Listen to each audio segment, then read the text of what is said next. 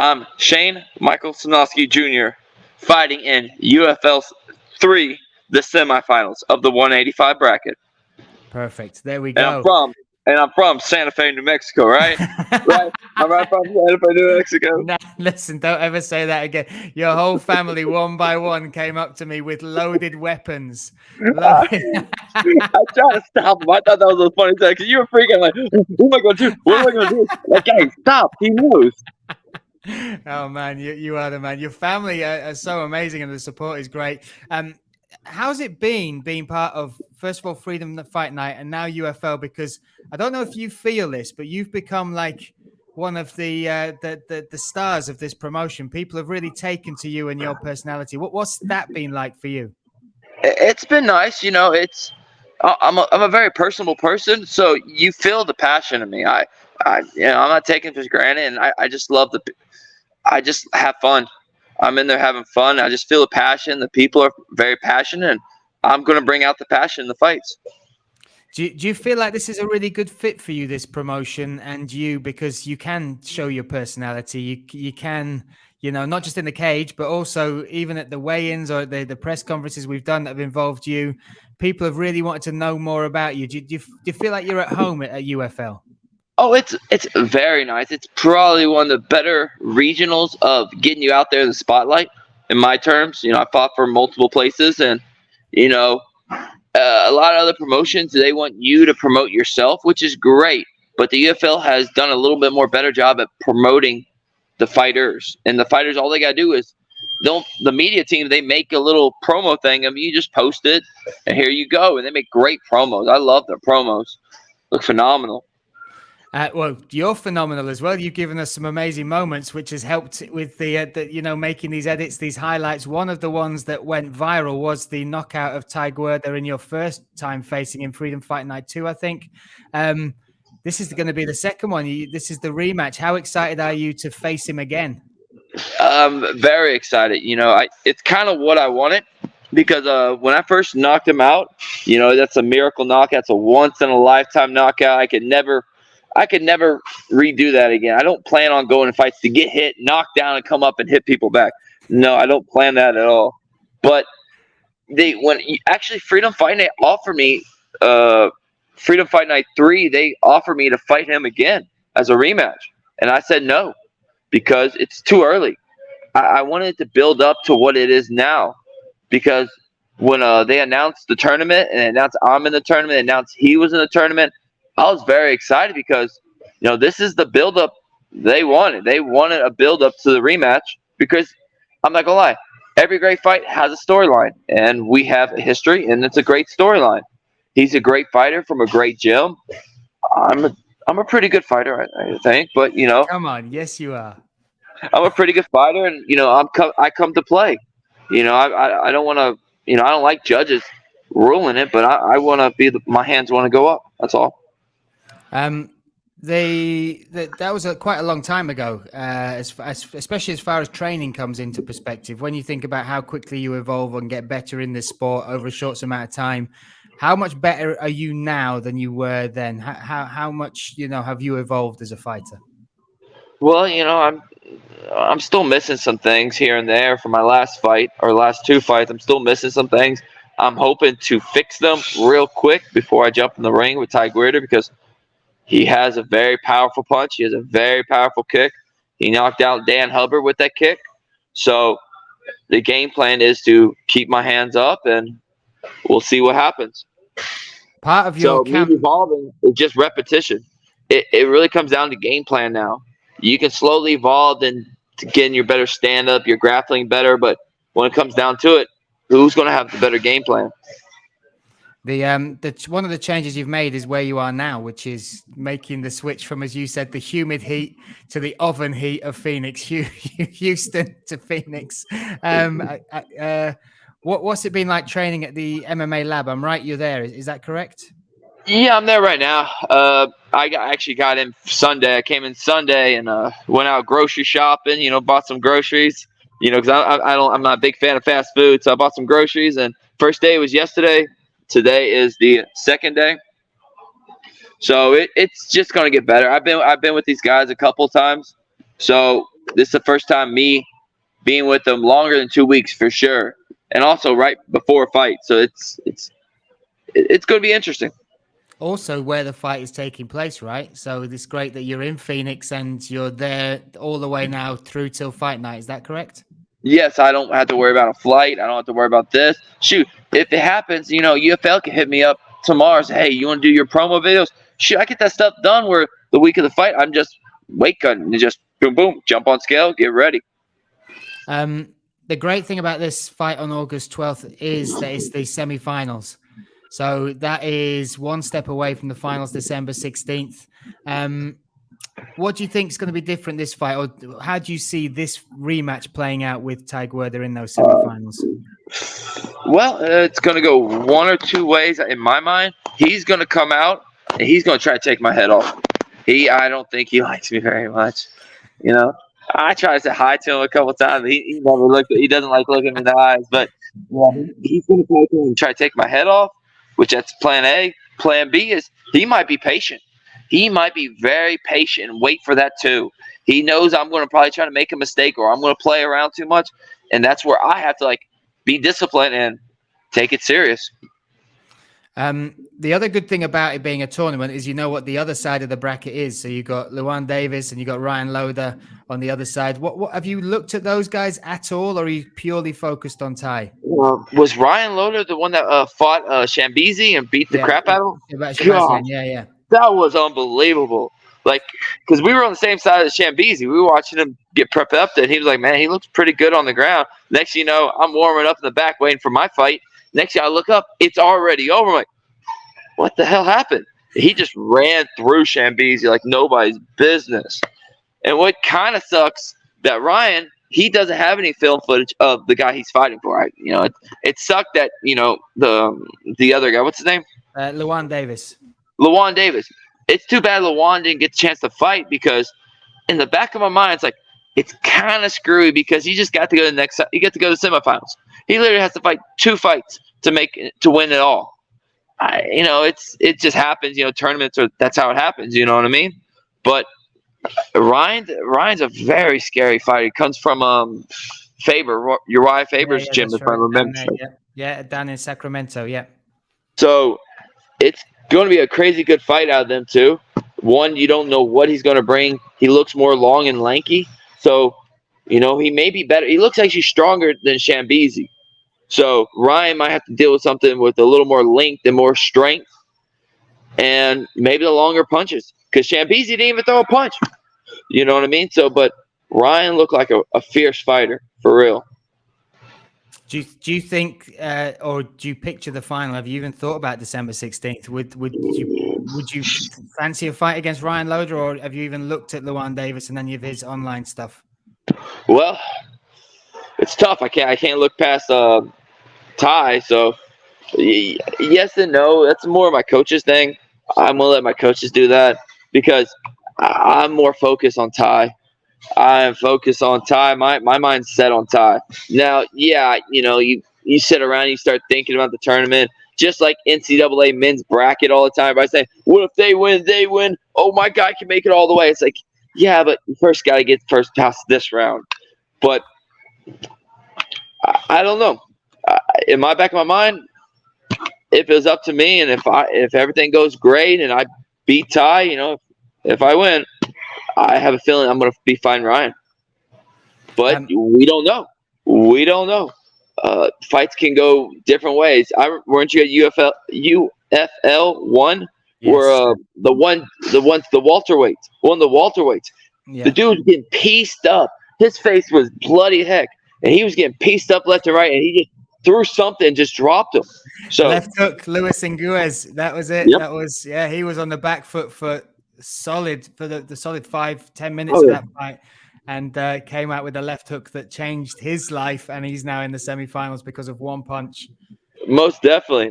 Shoot, let's talk about Dan Hubbard. Dan Hubbard, which it's Dan Hubbard.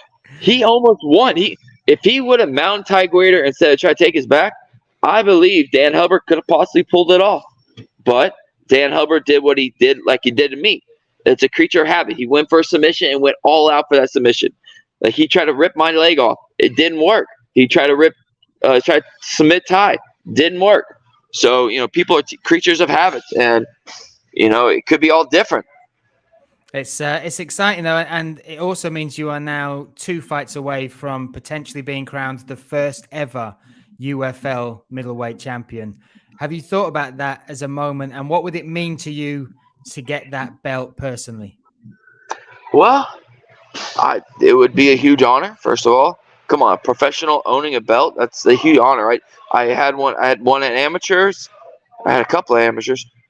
But to do it in pro, it's how many pro fighters can say they have a belt? Every pro fighter gets on a street, goes to UFC, then they have a bad hitch and they lose. Then they don't have a belt. I could be a professional fighter, and when I get older, my kids would come up to me and say, "What'd you do as young?" I held a professional fighter belt. I can always say that. You know what I mean? Yeah.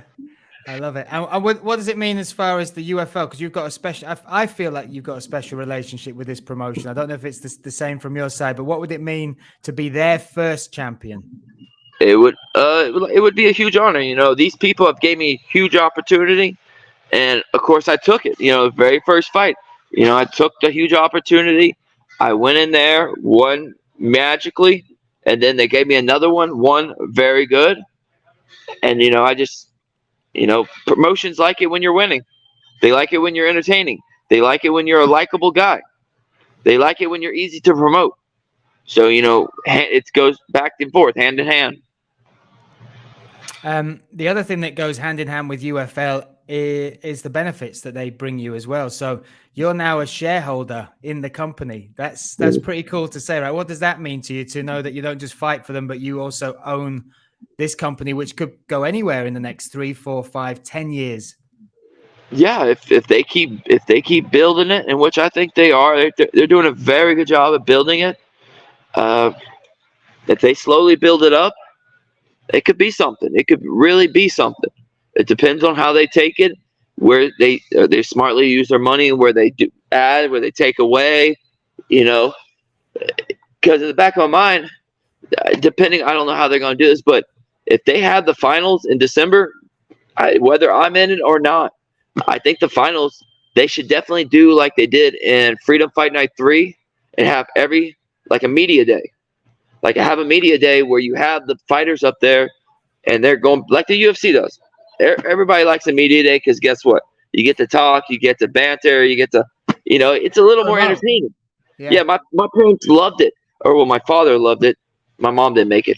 But my father was there and he loved it. You got to drink beer and hear fighters talk shit. So, I hope it for the finals, just for the finals. I don't know if I think there's too many people for the semifinals, but for the finals, they should definitely, because they would have like 10 guys up there just talking about becoming champ. And I think that's what would be awesome. A media day like that. Because you got the vets up there and they're great guys, but you want to start getting these younger guys or seasoned guys to get their name out there to just keep pushing the bar. So we get to know who these people are. 100%. 100%. I love that idea. I love it. The healthcare side of it as well, the healthcare and the life insurance. What has that meant to you? And this is a sport, and I know you've wrestled and you've fought and you've trained in martial arts for most of your life now. It's something you probably couldn't picture, right? But what's it like having that and the promotion even looking to provide that for its athletes? It's new and different. It's something I haven't figured out because come on, it's like every fighter, you don't ever have it, so you don't know what to do with it. I've been under their insurance for the past 2 or 3 months, and I don't know how to use it. Like I gotta pay. Usually I just pay cash when I go to the doctor. I just go, here's my money, take my money, let's roll. But handing an insurance card to them now it's just a little different. Going to the eye doctor, handing your insurance card, and it's just a little different. You know what I mean?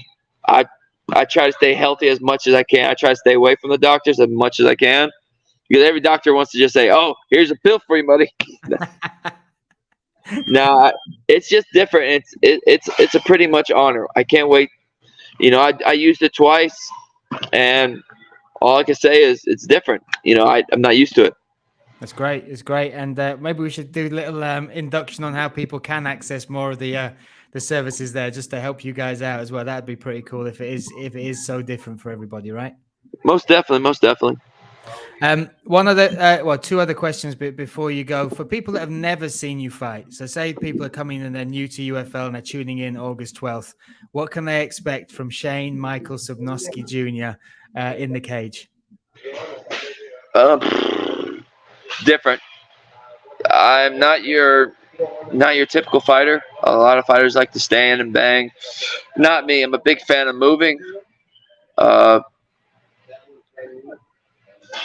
I'm going to be exciting. We're going to have some fun. Like my last fight, we were having some fun. I'm throwing kicks, he throwing punches. We were going back and forth. He tried to take me down. I stopped him.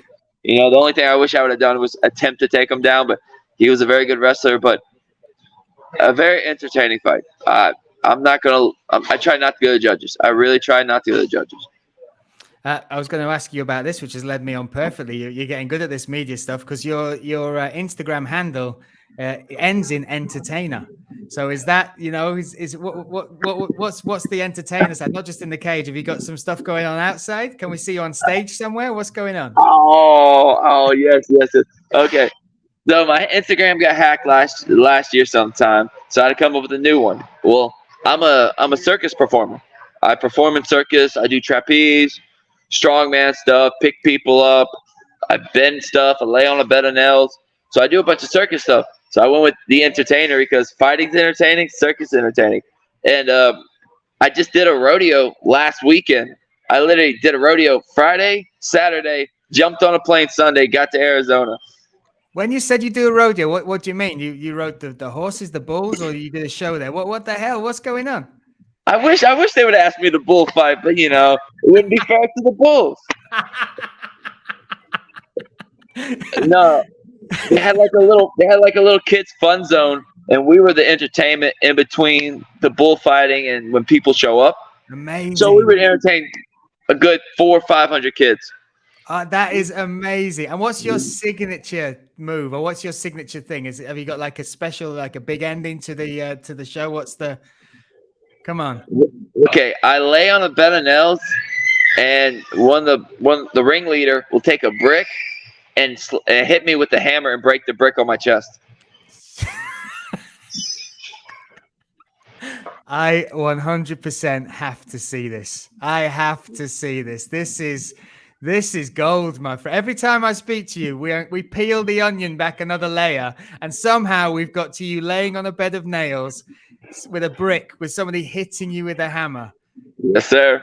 Oh my God. How did you get into that? How did you get into how did you find out you were good at people hitting you with hammers while you've got a brick on? How do you find that out?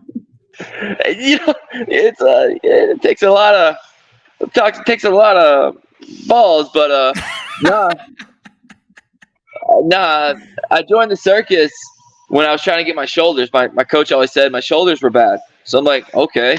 So I go look up on the interweb, how do I get more flexible shoulders? Well, they said yoga. I went to a yoga class. A bunch of old guys and old women. I'm like, that's just great. Sweaty room. Then I looked up, circus had a stretching class. So I go check out there. A lot of hot girls and very flexible girls. I'm like, okay, I figured out which one I'll do. That's amazing. Oh my God. And so when you say you joined the circus, did you literally go traveling with a circus, or did you? We travel. It's more of a Houston-based location circus. They're called Circle of B. Wow. But it's more Houston-based. But we travel all over. We've been to Dallas, Waxahachie, Mini Renaissance. We did the Texas Renaissance Festival one year during COVID. We're doing anime conventions. I'm Demon Slayer, if you ever heard of that. But I'm guessing the anime people will have heard of that. That's very cool, no doubt. Yeah, I was a no-ski. Wow. This is. I don't ever want this interview to stop. This is amazing. Now, can I ask a question? So sure. You're laying there and you got a brick on you. Yeah. How do you pick the right person to hit you with a hammer? Is there like a trust, a bond? Do you pick someone out of the audience? Has anyone has anyone missed the brick? Oh gosh. Okay. So it's a running joke. I actually only have 2 people that ever hit me with the hammer with the brick. I can only trust 2 people. But there's a joke because it happened during a performance. So the brick's on top of me. The ringleader once hit the brick. It ricocheted off the brick, like it just hit like the corner, and it hit the bottom of the board where my manhood was. But the board was covering it, so we were all good. We're Oh all my good. God. And it's so dangerous that they got to put a bucket on my head because there was a couple times where I didn't, and a piece of brick just hit me in the head. Oh my God, Shane Sobnosky Jr. This is the craziest end to an interview I think I've ever had. This is glorious, glorious. And is there like a career progression in the circus? Do you start by getting hit with bricks on your belly and then work your way up to like taming a lion? What happens? What happens? How about this? The shows get bigger and bigger. That's all I can tell you. Okay. We are progressive as a troop. We're a good troop. You start getting better bonds. You start throwing the tricks only get crazier. There's also another trick where I lay on a bed of nails. We put another little bed of nails that are even sharper on top of my chest, and I have someone jump on me like a sandwich. Imagine a sandwich and you're just crushing a sandwich, and I'm the meat. The Shane Sobnosky Jr. sandwich. I'm trying to think what condiment would go well with Shane Sobnosky Jr. I'm thinking, it's got to have a bit of pickle, maybe some hot sauce in there. So As long as there's no blood, we're all good. Oh my God, my man, you are special, and we are so grateful to have you as part of UFL. It really has been a hell of a ride already, and August 12th, it continues. So are you doing the voice of the fight coming up this weekend? So I do the commentary. Yeah. Oh, is it a big fight? Is there a lot of good fighters on there? There's a lot of good fights on there. Really? Yeah. So yeah. I guess all European fighters. Pretty much. Yeah, we got some Americans come over. We got a few people from here and there join us. So UK, Ireland, over Canada, Sweden, Australia. So yeah, we got some people. Yeah, it's pretty cool. Truly international fights right there. That's right, man. That's it. Big arenas, international fights, and this is what we're building in UFL as well. That's the plan, to grow and build a promotion where we can give you guys like the arena feels like real, true venues like that. And maybe we should open every show with you laying in the cage on a bed of nails. And I hope one day you'll trust me enough to be the guy that hits you with the hammer. Okay, I'll let you do it. I don't mind. Just don't miss. Just don't miss. Or I'll be headless or manhoodless. Oh, you're the man, Shane. You're the man. Listen.